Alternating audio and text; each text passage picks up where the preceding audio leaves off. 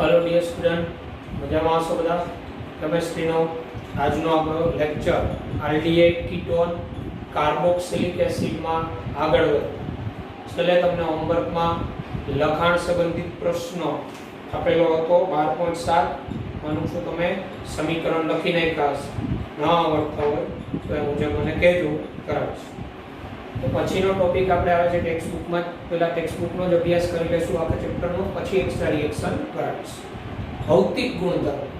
વિદ્યાર્થી મિત્રો, ભૌતિક ગુણધર્મ હવે બોર્ડમાં લખવા સ્વરૂપે ક્યાંય પૂછાવાના, પણ નીટના પોઈન્ટ ઓફ વ્યૂ એમસીક્યુ સ્વરૂપે પૂછી શકાય. કન્સેપ્ચ્યુઅલ ખબર હોવી જોઈએ. તો ભૌતિક ગુણધર્મો હું સમજાવું છું.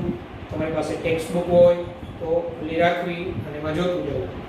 ભૌતિક ગુણધર્મ તો 9 કાર્બન પરમાણુઓ સુધીના એલિફેટિક કાર્બોક્સિલિક એસિડ સંયોજનો ઓરડાના તાપમાને અરુચિકર વાસ ધરાવતા રંગવિહીન પ્રવાહીઓ હોય છે. ડાયું કહેવા માંગે 1 થી 9 કાર્બન સુધીના એલિફેટિક કાર્બોક્સિલિક એસિડ એટલે આલ્કાઇલ સમૂહવાળા એ ઓરડાના તાપમાને આપને ગમે નહીં, અરુચિકર એટલે ખરાબ વાસ ધરાવતા રંગવિહીન પ્રવાહીઓ હોય છે. ઉચ્ચ એસિડ સંયોજનો એટલે પછી 9 થી વધુ કાર્બન વાળા મીણ જેવા ઘન સ્વરૂપે હોય છે. શૃંખલા વધે એમ શું થાય? અણુ વચ્ચેનું અંતર ઘટે, આંતરાણ્વીય આકર્ષણ વધે એટલે સ્વરૂપ વધી જાય. તથા નીચી બાષ્પશીલતાને કારણે વ્યવહારિક રીતે વાષ્પવિહીન હોય છે. એની બાષ્પશીલતા ખૂબ નીચી હોય એટલે કે સરળતાથી બાષ્પ ન બનતા હોય એટલે વાષ્પવિહીન હોય છે. 1 થી 9 કાર્બન વાળા અરુચિકર વાસ ધરાવતા પ્રવાહી. એથી ઉચ્ચ એસિડ સંયોજનો મીણ જેવા ઘન સ્વરૂપ અને વાષ્પવિહીન, નીચી બાષ્પશીલતાને કારણે. પછી નો પોઈન્ટ કાર્બોક્સિલિક એસિડ સંયોજનોના ઉત્કલન બિંદુઓ સમાન આણ્વીય દળ ધરાવતા આલ્ડીહાઇડ કીટોન સંયોજનોના ઉત્કલન બિંદુઓ કરતા અને આલ્કોહોલ સંયોજનોના ઉત્કલન બિંદુઓ કરતા ઊંચા હોય. કાર્બોક્સિલિક એસિડ ના ઉત્કલન બિંદુ, કાર્બોક્સિલિક એસિડ ના ઉત્કલન બિંદુ સમાન આણ્વીય દળ ધરાવતા આલ્ડીહાઇડ કીટોન એ આલ્કોહોલ કરતા ઊંચા હોય. બરાબર? એટલે કાર્બોક્સિલિક એસિડ ના ઉત્કલન બિંદુ એની સાથે સમાન આણ્વીય દળ ધરાવતા આલ્ડીહાઇડ કીટોન કે આલ્કોહોલ હોય એના કરતા ઊંચા હોય. એનું કારણ શું? તો કાર્બોક્સિલિક એસિડમાં આંતર આણ્વીય હાઇડ્રોજન બંધ ખૂબ પ્રબળ હોય. એમાં આંતર આણ્વીય હાઇડ્રોજન બંધ પ્રબળ હોય. બરાબર? પરિણામ અણુ વચ્ચેનો હાઇડ્રોજન બંધ પ્રબળ હોય તેને કારણે આ હાઇડ્રોજન બંધ વાયુ અવસ્થામાં પણ સંપૂર્ણ તૂટતા નથી. બરાબર? વાયુ અવસ્થામાં એનો હાઇડ્રોજન બંધ ખૂબ પ્રબળ હોય. વાયુ અવસ્થામાં આ રીતે એ દ્વિઅણુ સ્વરૂપે હોય. વાયુ અવસ્થા અથવા એપ્રોટિક દ્રાવક. એપ્રોટિક દ્રાવક એટલે જેમાં H+ ન હોય એવા દ્રાવકમાં પોતે આ રીતે દ્વિઅણુ સ્વરૂપે હોય, ડાઈમર બનાવે એમ કહેવાય. આ કાર્બોક્સિલિક એસિડનો એક અણુ, આવી જ રીતે કાર્બોક્સિલિક એસિડનો આ બીજો અણુ.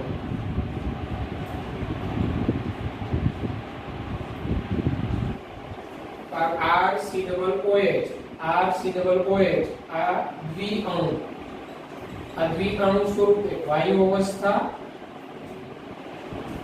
તો એપ્રોટિક દ્રાવક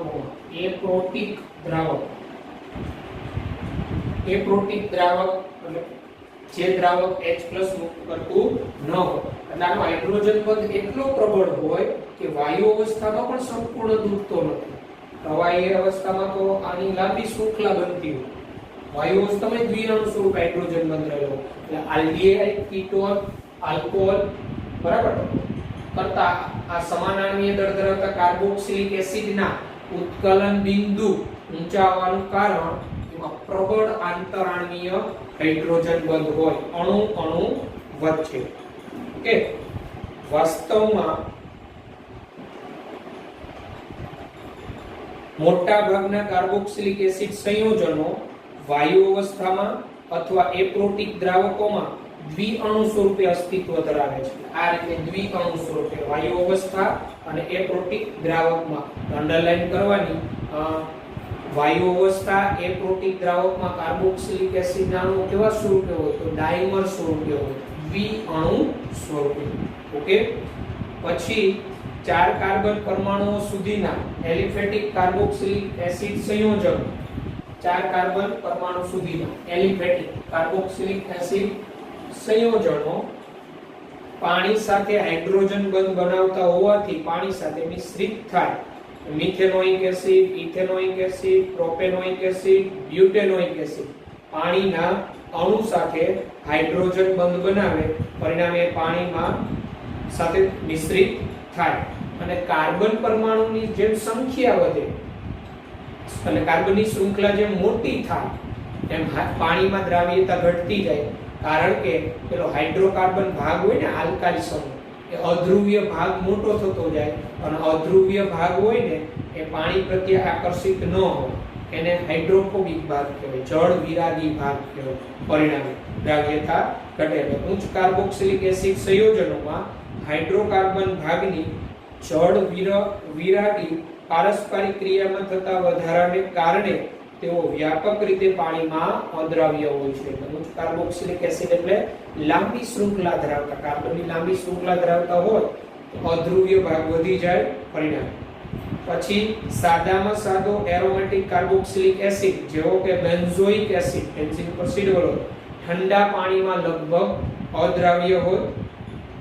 બરાબર, ઠંડા પાણીમાં લગભગ અદ્રાવ્ય હોય, જ્યારે ગરમ પાણીમાં દ્રાવ્ય થાય. કાર્બોક્સિલિક એસિડ સંયોજનો ઓછા ધ્રુવીય કાર્બનિક દ્રાવકો અંડરલાઈન કરવી જેવા કે બેન્ઝીન, ઇથર, આલ્કોહોલ, ક્લોરોફોર્મ વગેરેમાં દ્રાવ્ય હોય. બરાબર. તો આ કાર્બોક્સિલિક એસિડના ભૌતિક ગુણધર્મો હતા. બાજુમાં તમને એમાં જ આકૃતિમાં કાર્બોક્સિલિક એસિડ અને પાણીના અણુ વચ્ચે પણ હાઇડ્રોજન બંધ બતાવ્યો છે. કાર્બોક્સિલિક એસિડમાં RC≡OH, એમાં C≡O નો ઓક્સિજન અને OH નો હાઇડ્રોજન પાણીના અણુ સાથે હાઇડ્રોજન બંધથી જોડાય, તમને ત્યાં આપેલું છે. આ ભૌતિક ગુણધર્મ વાંચીને યાદ રાખવાના. થિયરી સ્વરૂપે હવે કે બોર્ડમાં આવવાના નથી, આ બોર્ડમાં લખવા સ્વરૂપે નીકળી ગયા અને MCQ સ્વરૂપે નીટમાં પૂછી શકે. ત્યારબાદ કાર્બોક્સિલિક એસિડની રાસાયણિક પ્રક્રિયાઓ આવે છે. એ રાસાયણિક પ્રક્રિયાઓ આપણે જોઈએ. બરાબર. તો રાસાયણિક પ્રક્રિયાઓ કાર્બોક્સિલિક એસિડની, તો એમાં પહેલા એવી પ્રક્રિયાઓ કાર્બોક્સિલિક એસિડમાં કે જેમાં OH બંધ તૂટતો હોય, ઓક્સિજન અને હાઇડ્રોજન વચ્ચેનો હાઇડ્રોક્સિલ સમૂહ જે હોય કાર્બોક્સિલિક એસિડમાં OH એ બંધ તૂટતો હોય ને એવી પ્રક્રિયાઓ, જેમાં કાર્બોક્સિલિક એસિડની એસિડિકતા પણ ગણી શકાય. તો આ પ્રશ્ન 3 માર્કમાં આવી રીતે બની શકે કે કાર્બોક્સિલિક એસિડમાં OH બંધ, આ OH બંધ તૂટતો હોય, આ બંધ તૂટવાથી થતી પ્રક્રિયાઓ લખો. તો એમાં સૌપ્રથમ આવે ધાતુ સાથે પ્રક્રિયા, મેટલ સાથે, સક્રિય ધાતુ સાથે પ્રક્રિયા. આપણે આગળના ચેપ્ટરમાં ભણી ગયા હતા ફિનોલમાં અને આલ્કોહોલમાં OH બંધ તૂટતો હતો, સેમ કાર્બોક્સિલિક એસિડમાં એ જ કરશે. તો આલ્કોહોલ સંયોજનોની જેમ કાર્બોક્સિલિક એસિડ સંયોજનો વિદ્યુત ધન ધાતુઓ સાથે પ્રક્રિયા કરી ડાયહાઇડ્રોજન વાયુ મુક્ત કરે. વિદ્યુત ધન એટલે વધુ સક્રિય ધાતુ, સમૂહ 1 ની કે સમૂહ 2 ની ધાતુઓ સાથે પ્રક્રિયા કરી ડાયહાઇડ્રોજન વાયુ મુક્ત કરે. આ ડાયહાઇડ્રોજન વાયુ મુક્ત થવો એ કાર્બોક્સિલિક એસિડનો એસિડિક ગુણધર્મ પણ સૂચવે. ઉદાહરણ તરીકે 2RC≡OH, આ કાર્બોક્સિલિક એસિડ + 2Na, તો અહીંથી આ 2H+ મુક્ત થાય, આ 2Na+ બને, કે 2Na+ એને જે બે ઇલેક્ટ્રોન ગુમાવ્યા, આ 2H+ મેળવી H2 સ્વરૂપે મુક્ત થાય અને આ એનો ક્ષાર બને 2RC≡ONA, સોડિયમ એસિટેટ ક્ષાર, કાર્બોક્સિલિક એસિડ. એવી જ રીતે ઉદાહરણ તરીકે એસિટિક એસિડ + ઝિંક ધાતુ, તો ઝિંક Zn2 પ્લસ બને, આમાંથી 2H પ્લસ ઇલેક્ટ્રોન મેળવી H2 સ્વરૂપે દૂર થાય વાયુ સ્વરૂપે, આ મળે ઝિંક એસિટેટ મળે આપણે. શું મળે? Zinc acetate.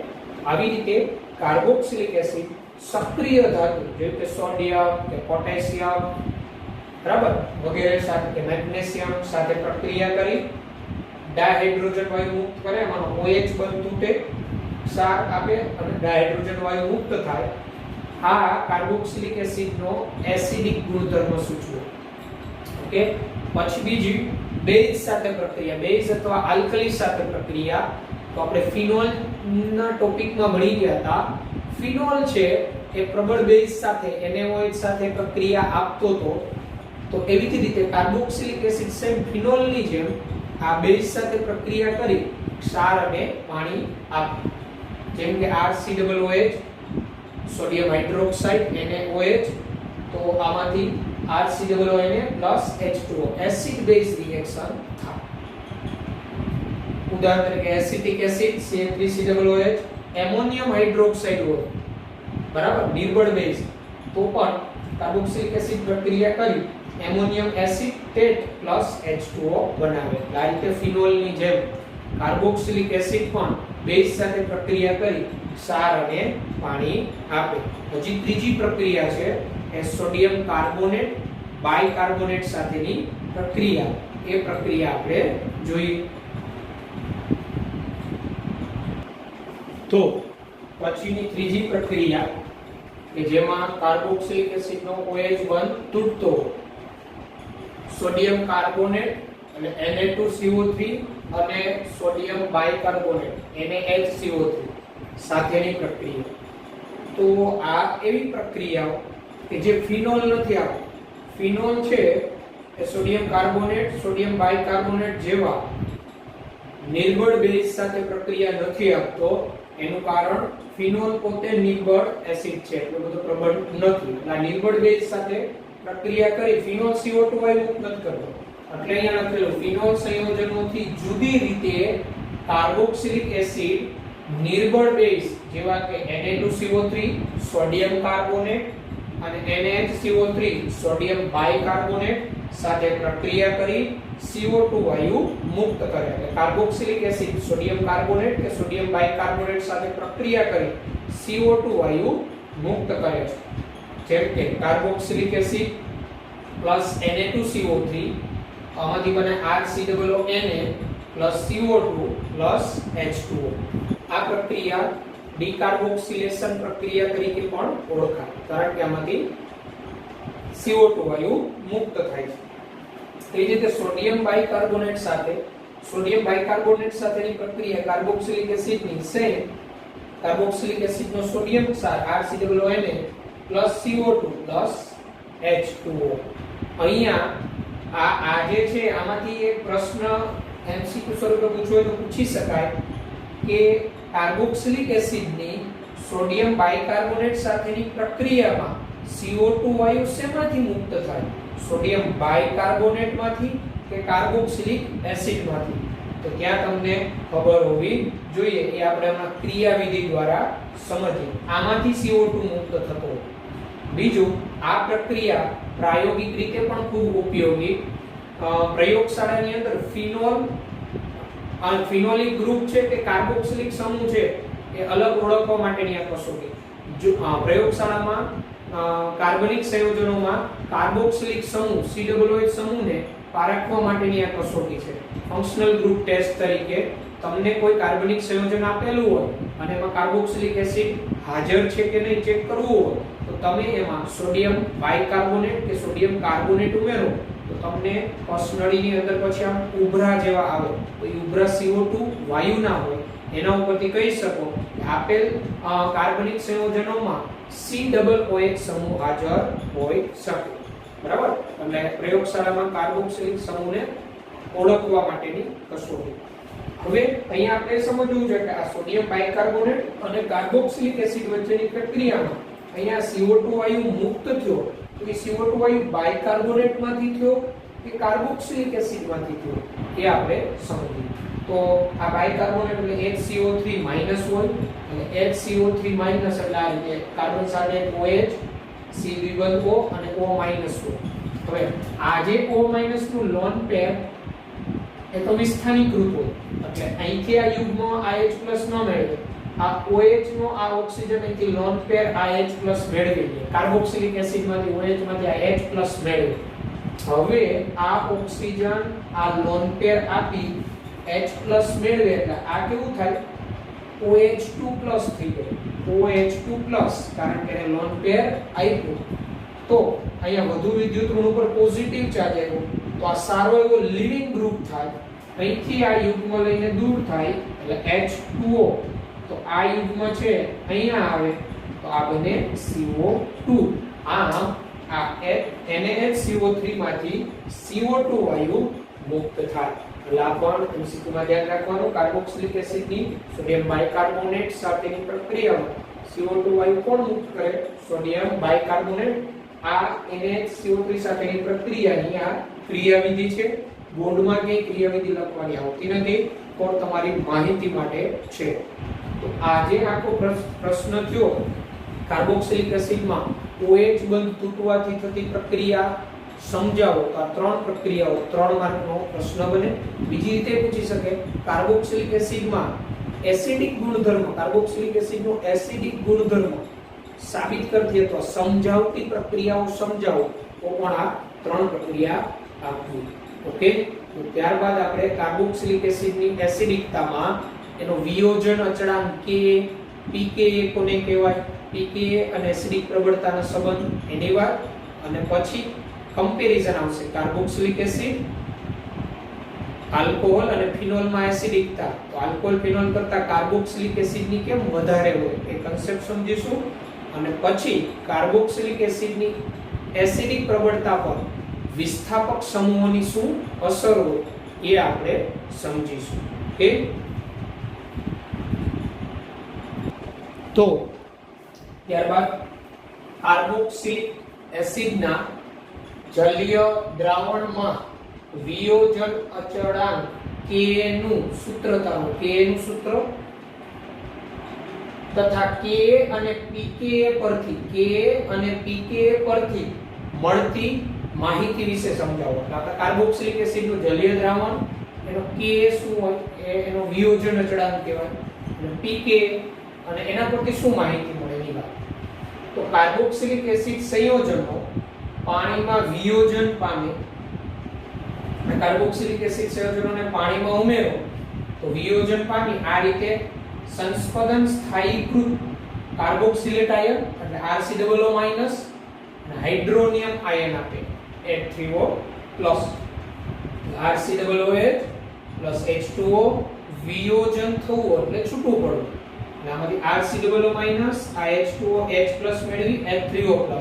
આ કાર્બોક્સિલેટ આયન સંસ્પદનને કારણે સ્થાયી હોય, એના સંસ્પદન બંધારણો સમતુલ્ય હોય. જો આ RCOOH નું સ્ટ્રક્ચર છે, અહીંથી આ H+ જાય તો આ H2O ના ઓક્સિજન H+ મેળવેલા H3O+ અને RCOO- એટલે R bond C દ્વિબંધ O bond O minus. હવે શું થાય આમાં? અહીંથી આ ઓક્સિજન આ યુગ્મ અહીંયા આવે તો આ યુગ્મ અહીંયા જાય તો આનું સંસ્પદન બંધારણ આ થાય. અહીંથી આ યુગ્મ આ ઓક્સિજન ઉપર આવે એટલે નેગેટિવ અને આ દ્વિબંધો આ બે સમતુલ્ય સંસ્પદન બંધારણ મળે. સંસ્પદનને કારણે સ્થાયી હોય RCOO-. આનું સંસ્પદન સંકૃત બંધારણ R બોન્ડ C આ તૂટક રેખા એટલે OCO આંશિક દ્વિબંધ હોય અને આ નેગેટિવ ચાર્જ ધરાવતો હોય. આ કાર્બન નેગેટિવ ચાર્જ, બરાબર. હવે આનો સંતુલન અચળાંક શું હોય? તો આપણે તમને મેં શીખવેલું કોઈનો સંતુલન અચળાંક એને KEQ વડે દર્શાવે. K ફોર અચળાંક, EQ એટલે ઇક્વિલિબ્રિયમ ને સંતુલન કહો. તો આનો K ઇક્વિલિબ્રિયમ કોઈ પણ સમીકરણનો સંતુલન અચળાંક શું હોય? તો એના નિપજ બાજુ જે ઘટકો હોય, આ નિપજ બાજુ RCOO- H3O+ આ બેની સાંદ્રતાનો ગુણાકાર છેદમાં આ પ્રક્રિયકની સાંદ્રતાનો ગુણાકાર. એટલે RCOO- ની સાંદ્રતા આ ચોરસ કૌંસમાં દર્શાવો એટલે એ સાંદ્રતા RCOO- ની સાંદ્રતા ઇન્ટુ H3O+ ની સાંદ્રતા, ટૂંકમાં કહીએ તો નિપજોની સાંદ્રતાનો ગુણાકાર છેદમાં પ્રક્રિયકોની સાંદ્રતા. આ એનો સંતુલન અચળાંક KEQ. બરાબર. હવે આ પાણીની સાંદ્રતા તો લગભગ અચળ જ રહેતી હોય, કારણ કે પાણીની સાંદ્રતા ખૂબ ઊંચી હોય. તો આ અચળ સાંદ્રતાનો સમાવેશ આ અચળાંકમાં કરી દઈએ KEQH2O. આ KEQH2O ને નવો અચળાંક કીધો Ka. બરાબર. A ફોર એસિડ, એસિડ નો વિયોજન અચળાંક કહેવાય. તો KH2O તો શું થઈ ગયું? Ka બરાબર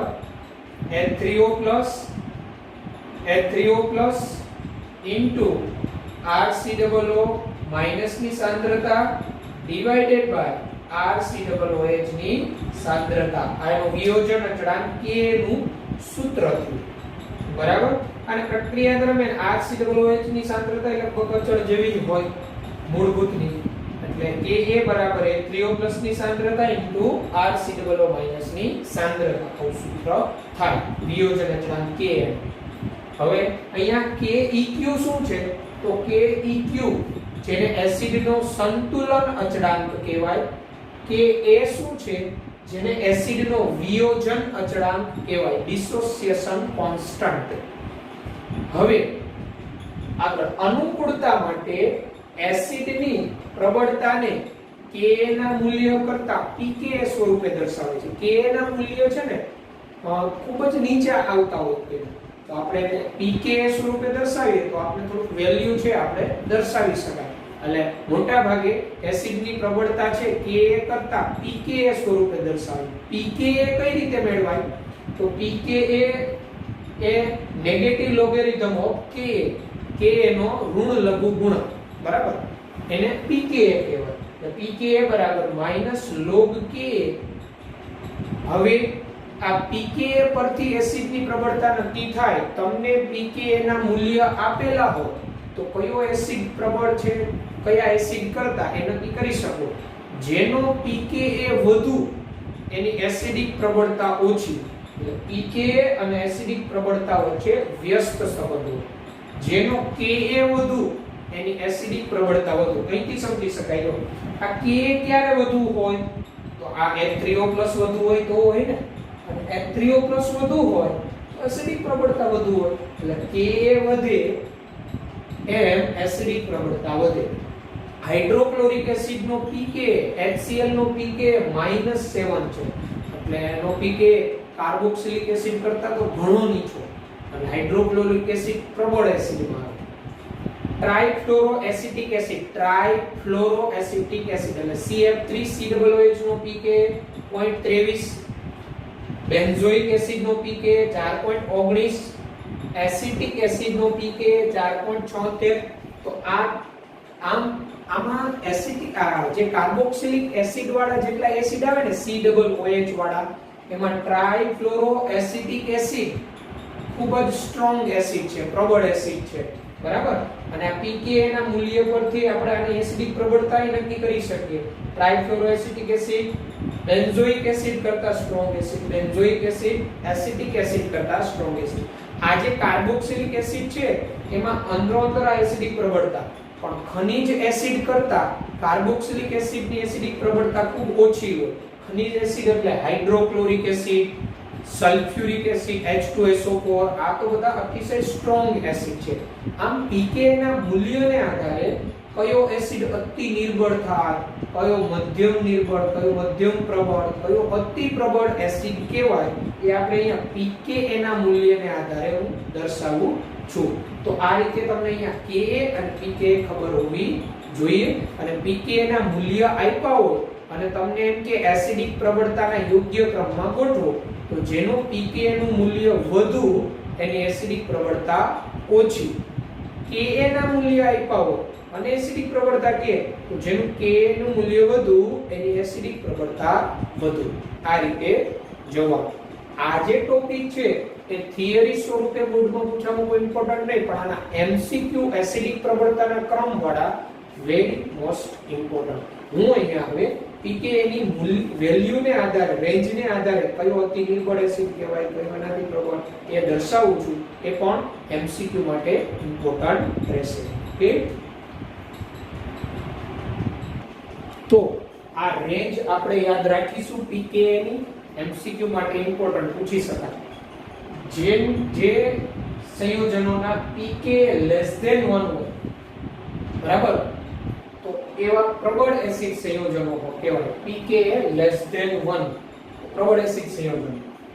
pKa ના મૂલ્યો 1 અને 5 ની વચ્ચે હોય, 1 અને 5 ની વચ્ચે, એ બધા મધ્યમ પ્રબળ એસિડ સંયોજનો કહેવાય. જો pKa ના મૂલ્યો 5 અને 15 ની વચ્ચે હોય, 5 અને 15 ની વચ્ચે, તો એને નિર્બળ એસિડ કહેવાય, વીક એસિડ કહેવાય. અને જો pKa ના મૂલ્ય <15 હોય, pKa <15, તો એને અતિ નિર્બળ એસિડ સંયોજનો, વેરી વીક એસિડ સંયોજનો કહેવાય. તો આ pKa પરથી આપણે કયા પ્રબળ એસિડમાં આવે, કયા મધ્યમ પ્રબળ, કયા નિર્બળ એસિડ અને કયા અતિ નિર્બળ એસિડ કહેવાય એ અગત્યનું. એટલે આજે થિયરિટિકલ જો પ્રશ્ન હતો, પણ એની અંદરથી MCQ આવવાના ઇમ્પોર્ટન્ટ, pKa પરથી એસિડિક પ્રબળતાનો ક્રમ અને રેન્જ વાળા. ઓકે, તો ત્યારબાદ આપણે હવે એક થિયરી સમજવાની છે કે આલ્કોહોલ ફિનોલ કરતા કાર્બોક્સિલિક એસિડ સંયોજનોની એસિડિક પ્રબળતા કેમ વધારે હોય? શા માટે કાર્બોક્સિલિક એસિડ આલ્કોહોલ ફિનોલ કરતા વધુ એસિડિક હોય? સમજાવો, એ આપણે સમજીએ. ઓકે, તો ત્યારબાદ અગત્યનો પ્રશ્ન IMP ફોર બોર્ડના પોઈન્ટ ઓફ વ્યૂ અને કન્સેપ્ચ્યુઅલ પણ. ફિનોલ કરતા કાર્બોક્સિલિક એસિડની એસિડિક પ્રબળતા વધુ હોય, સમજાવો. ફિનોલ કરતા કાર્બોક્સિલિક એસિડ કેમ વધુ એસિડિક પ્રબળતા ધરાવે? સમજાવો. તો એકની સાપેક્ષે બીજાની એસિડિક પ્રબળતાનો આધાર શેના ઉપર હોય? મેઈન કન્સેપ્ટ શું ખબર? જે તે સંયોજન પોતે H+ ગુમાવી અને પોતાનો જે સંયુગ્મી બેઝ બનાવે, સંયુગ્મી બેઝ નેગેટિવ આયન જમણી બાજુ, એ નેગેટિવ આયન જેમનો વધુ સ્થાયી, એમાં એ પ્રક્રિયા વધુ પુરોગામી થઈ હોય, એમાં H+ વધુ મુક્ત થયો હોય, એમાં એની એસિડિક પ્રબળતા વધુ હોય. એટલે બધો દારૂમદાર શેના ઉપર છે? અહીંયા જે બનતો સંયુગ્મી બેઝ એની સ્થાયીતા ઉપર છે, બરાબર. તો સમજીએ, આપણે ખબર હોય તો કાર્બોક્સિલિક એસિડમાં કાર્બોક્સિલેટ આયન બને અને ફિનોલમાંથી ફિનોક્સાઇડ આયન બને. તો આ બેમાં કોની સ્થાયીતા વધુ એ આપણે સમજાવી દઈએ તો એસિડિક પ્રબળતા સમજાવી દઈએ. જોઈએ, કાર્બોક્સિલિક એસિડના સંયુગ્મી બેઝ કાર્બોક્સિલેટ આયન, એટલે આ કાર્બોક્સિલેટ આયન બે સમતુલ્ય સંસ્પદન બંધારણ દ્વારા સ્થાયીતા પ્રાપ્ત કરે છે. એટલે આ કાર્બોક્સિલેટ આયન RCOO- આનું આ સંસ્પદન બંધારણ, આ એક અને આ બે સમતુલ્ય છે. જો બે એક સરખા છે, આ સમતુલ્ય સંસ્પદન બંધારણ હોય એની સ્ટેબિલિટી વધારે હોય. જેમાં ઋણ વીજભાર વધુ વિદ્યુત ઋણમય ઓક્સિજન પરમાણુ પર જ રહેલો છે. આમાં જો નેગેટિવ ચાર્જ એ ઓક્સિજન પરમાણુ ઉપર જ રહેલો છે, અને વધુ વિદ્યુત ઋણ ઓક્સિજન છે, ઓક્સિજન ઉપર જ નેગેટિવ ચાર્જ છે. જ્યારે ફિનોલનો સંયુગ્મી બેઝ ફિનોક્સાઇડ આયન, એટલે આ ફિનોક્સાઇડ આયન અને ફિનોક્સાઇડ આયન કહેવાય. ફિનોક્સાઇડ આયન, ફિનોલનો આ ફિનોલ એનો આ સંયુગ્મી બેઝ ફિનોક્સાઇડ આયન અસમતુલ્ય સંસ્પદન બંધારણો ધરાવે. આના સંસ્પદન બંધારણો અસમતુલ્ય હોય, 5 બને, તમને આવડે છે બનાવતા. અહીંથી આ યુગ્મ અહીંયા પ્રદાન કરે તો આ યુગ્મ ઓર્થો સ્થાને આવે, તો ઓર્થો સ્થાને કેવો ચાર્જ આવે? નેગેટિવ. પછી અહીંથી આ યુગ્મ અહીંયા નેગેટિવ ચાર્જ પેરાય આવે, એટલે અમે એટસેટ્રા લખી દીધું. આ સંસ્પદન બંધારણ સમતુલ્ય ન હોય આના 5. કેમ? તો કે આમાં જો અહીંયા ઓક્સિજન ઉપર નેગેટિવ ચાર્જ હોય, ઓક્સિજન ઉપર, અને અહીંયા ક્યાં આવ્યો? કાર્બન ઉપર નેગેટિવ ચાર્જ. આ ફિનોક્સાઇડના સમતુલ્ય સંસ્પદન બંધારણ ન હોય, અસમતુલ્ય હોય. જેમાં ઋણ વીજભાર ઓછા વિદ્યુત ઋણમય કાર્બન પરમાણુ પર રહેલો હોય છે. તો આ ઋણ વીજભાર ઓછા વિદ્યુત ઋણમય કાર્બન ઉપર છે. આના 5 સંસ્પંદન બંધારણ બને એમાં 3 બંધારણ તો એવા હોય કે જેમાં નેગેટિવ ચાર્જ ઓછા વિદ્યુત ઋણમય કાર્બન ઉપર હોય, ઓર્થો સ્થાને, પેરા સ્થાને અને પાછું ઓર્થો સ્થાને નેગેટિવ ચાર્જ જ્યાં કાર્બન હોય એના ઉપર નેગેટિવ ચાર્જ રહેલો હોય. તેથી ફિનોક્સાઇડમાં એટલું સંસ્પંદન મહત્વનું નથી જેટલું કાર્બોક્સિલેટ આયનમાં હોય. ફિનોક્સાઇડમાં સંસ્પંદન એટલું મહત્વનું નથી કારણ કે સમતુલ્ય સંસ્પંદન બંધારણ નથી મળતા, જ્યારે કાર્બોક્સિલેટ આયનમાં સમતુલ્ય સંસ્પંદન બંધારણ મળે છે. ઓકે, આ ઉપરાંત વધુમાં કાર્બોક્સિલેટ આયનમાં 2 ઓક્સિજન પરમાણુ પર ઋણ વીજભાર વિસ્થાનીકૃત થયેલો હોય. એટલે આ કાર્બોક્સિલેટ આયનમાં ઋણ વીજભાર, આ નેગેટિવ ચાર્જ ઓક્સિજન ઉપર જ વિસ્થાનીકૃત હોય. આમાંય ઓક્સિજન ઉપર જ વિસ્થાનીકૃત થાય. ઓક્સિજન તો ઓક્સિજન જ ટ્રાન્સફર થાય, ડિલોકેલાઇઝેશન થાય, વિસ્થાનીકૃત. જ્યારે ફિનોક્સાઇડ આયનમાં તે ઓક્સિજન પરમાણુ પર, એટલે અહીંયા જો આ બંધારણ ઓક્સિજન પરમાણુ પર નેગેટિવ ચાર્જ અને ઓછા વિદ્યુત ઋણમય કાર્બન પરમાણુ પર, આ કાર્બન પરમાણુ પર હોય ફિનોક્સાઇડમાં નેગેટિવ ચાર્જ, ઓછી અસરકારક રીતે વિસ્થાનીકૃત થયેલો હોય. ઓછી અસરકારક, અસરકારક, આમાં તો અસરકારક રીતે વિસ્થાનીકૃત થાય ઓક્સિજન ટુ ઓક્સિજન, કારણ કે ઓક્સિજન ની વિદ્યુત ઋણતા વધુ, નેગેટિવ ચાર્જ ત્યાં જ આવે છે. આમાં એટલો અસરકારક રીતે વિસ્થાનીકૃત થયેલો ન, ઓછી અસરકારક રીતે વિસ્થાનીકૃત થયેલો. આમ કન્ક્લુઝન શું આવ્યું? ફિનોક્સાઇડ આયન કરતા કાર્બોક્સિલેટ આયન વધુ સ્થાયી હોય. આ ફિનોક્સાઇડ કરતા આ કાર્બોક્સિલેટ આયન વધુ સ્થાયી હોય. તેથી કાર્બોક્સિલિક એસિડની એસિડિક પ્રબળતા ફિનોલ કરતા વધુ હોય. આ પ્રશ્નનો જવાબ આ રીતે આવે. જ્યારે ફિનોલ છે એ આલ્કોહોલ કરતા વધુ એસિડિક હતો. આનું કારણ આપણે આલ્કોહોલ ફિનોલ ઇથર ચેપ્ટરમાં સમજેલા. એમાં આપણે કીધું તો આલ્કોહોલમાંથી આલ્કોક્સાઇડ બને, ફિનોલમાંથી ફિનોક્સાઇડ બને, પણ આલ્કોક્સાઇડમાં તો સંસ્પંદન જ ન થાય, એટલે એમાં નેગેટિવ ચાર્જ ઓક્સિજન ઉપર જ સ્થાનીકૃત હોય, ખાલી એક જ ઓક્સિજન. જ્યારે ફિનોક્સાઇડમાં નેગેટિવ ચાર્જ વિસ્થાનીકૃત થાય, એટલે આલ્કોક્સાઇડ RO- કરતા ફિનોક્સાઇડ વધુ સ્થાયી હતો, એટલે ફિનોલની એસિડિક પ્રબળતા વધુ હતી. જ્યારે ફિનોક્સાઇડ કરતા આ કાર્બોક્સિલેટ આયન વધુ સ્થાયી, એટલે ફિનોલ કરતા કાર્બોક્સિલિક એસિડની એસિડિક પ્રબળતા વધુ હોય. તો આ કારણ ખૂબ સરળ છે, તમારી રીતે લખાણ કરી શકો, બોર્ડમાં પૂછી શકાય એવું છે, કન્સેપ્ટ છે. ઓકે, તો આ કારણ વ્યવસ્થિત કરી નાખવાનું. બરાબર છે. તો આજના આપણા લેક્ચરમાં અહીંયા સુધી રાખીએ. પછીના લેક્ચરમાં આપણે આ એસિડિક પ્રબળતા છે કાર્બોક્સિલિક એસિડની, એમાં વિસ્થાપક સમૂહોની અસર, electron donating group, electron withdrawing group જોડાય તો એસિડિક પ્રબળતામાં શું ફેરફાર થાય એ કન્સેપ્ટ સમજવાનો છે, અને નીટના પોઈન્ટ ઓફ વ્યૂ પણ એ કન્સેપ્ટ ખૂબ અગત્યનો છે. ઓકે, તો આજના લેક્ચરમાં આપણે અહીંયા સુધી રાખીએ, પછી આગળ વધીશું. Good bye, take care.